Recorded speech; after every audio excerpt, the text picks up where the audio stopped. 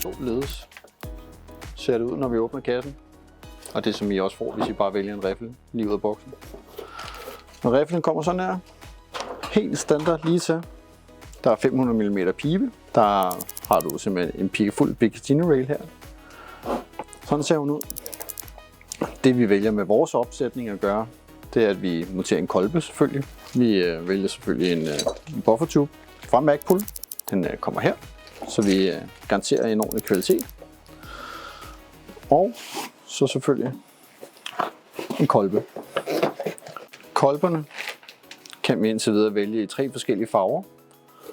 Der er en sorte, som matcher riffel. Så kan vi vælge en sandfarve og en grøn kolbe. Og vi kan også vælge håndtagene i samme farve, så det matcher. Men nu starter vi bare med en ganske mere helt sort riffel. Og det vi skal, det er, vi skal ud og se, hvordan skyder den her ud af kassen, uden vi overhovedet rører med den. Og hvorfor det er, vi anbefaler at få lavet en justering af den, inden vi sender den ud til kunderne. Så hvis I lige hænger på en gang.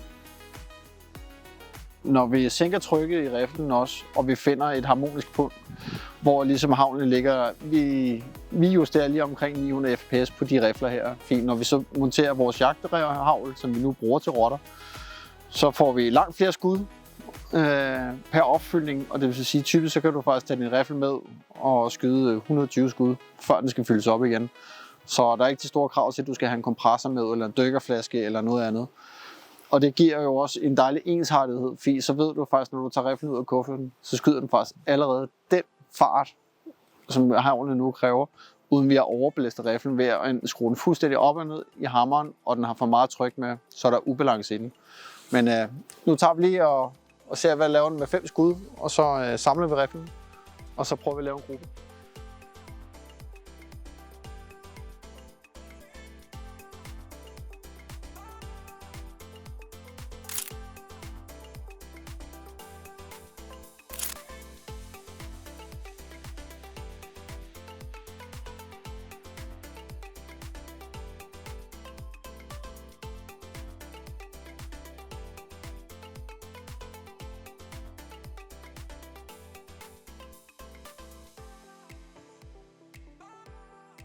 På FX, der har vi en endekap, der sidder herude.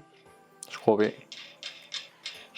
Og så har vi en halvtom UNF gevind, der sidder herude til påmontering og lyddæmper. Og den her riffel, den anbefaler vi at køre en lyddæmper på, fordi vi har ikke noget shroud inde i den her. Det er direkte afgang fra selve løbet. Så den larmer, og den larmer rigtig meget. Jeg bruger Donny FL lyddæmper til mine FX-rifler. Jeg bruger også A-Tech, som er norsk produceret, men jeg bruger Donny FL til den her, fordi her har vi simpelthen en quick connector. Der, ind, twist, bum, så sidder lyddæmperen på, og den sidder der. Men lad os smide en kronograf på, og så gå ud og så se, hvad laver vi af gruppen.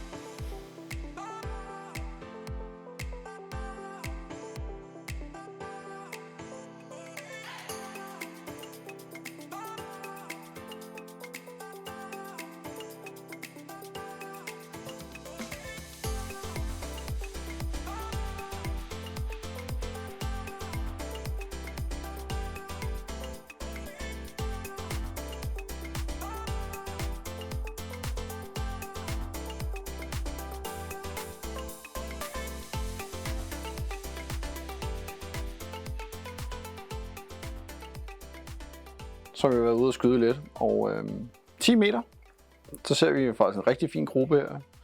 Men 10 meter med PCP-luftgevær i dag er stort set ingen problemer, og det vil jo være lige så ud af kassen, hvis du har tænkt dig at skyde 10 meter. Det gør det dejligt nemt, fordi at man kan alle sammen lave nogle fine grupper. Nu rykker vi os yderligere 10 meter hen, og så begynder vi ligesom at se, så sker der noget. Selvfølgelig, havlen vil jo falde en smule, det gør grupperne også. Vi har et lille ekstra havl her. Der sidder 3 skud herover. Så er ligesom den har rettet sig tilbage igen.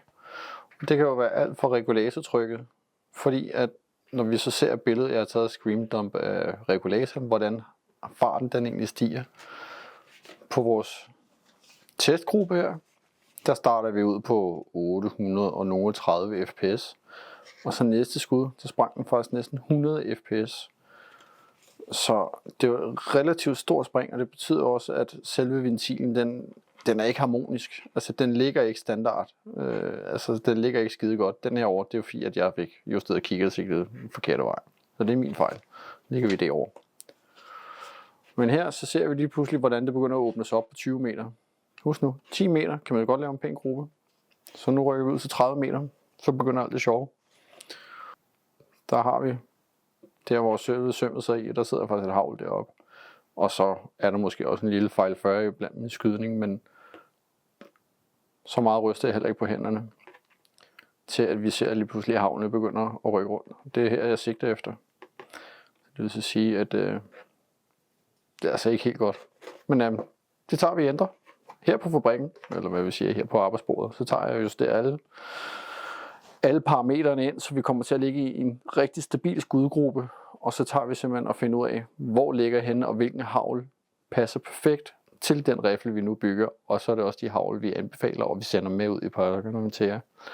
Så, lad os strippe riflen ned, og så får justeret den ind.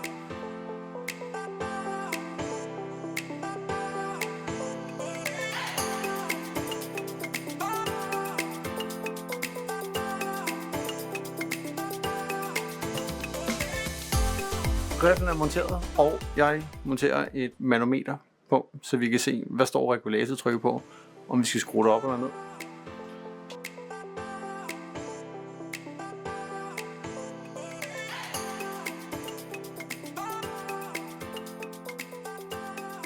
Godt. Så går vi ud og lige prøver nogle skud. Ja.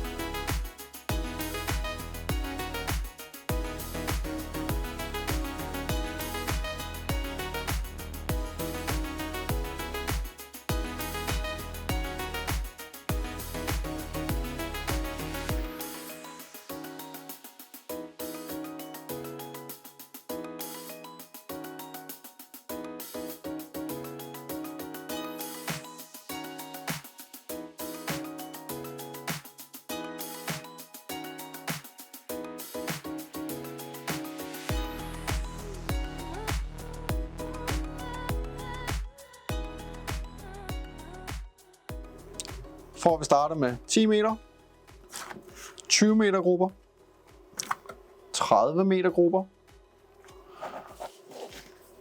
til at gå med 20 meter grupper med et andet havl, som vi opsætter, til at vi faktisk går helt vejen ud på 30 meter med Polymax. Og de her havl, de er rated ud til 35 meter. Skal vi lige finde den 30 meter her. Så kan I jo selv vurdere, hvor er det, man ligger tiden henne. Ordentlig justering af en rifle. Og så plus vi har sænket regulatortrykket. Så vi har faktisk skruet den 15 bar ned. Og vi ligger nu omkring 888 fps. Og en slutenergi på lige godt og vel 19 joule. Så det vil sige, at vi har godt og vel 150 skud i en opfyldning, hvor vi har stabile skud. Og så bruger jeg så nogle Polymax, USB Polymax. Det er min favorithavl til dato. I et FX-løb, de er altid gået godt. Og så er der nogle FX-løb, det går lige rigtig skidt. Men de fleste rifler, jeg har, der bruger jeg dem her. Og det er helt sikkert en god start på at få nyt sin nye rifle. Jamen, tak for det for den her gang.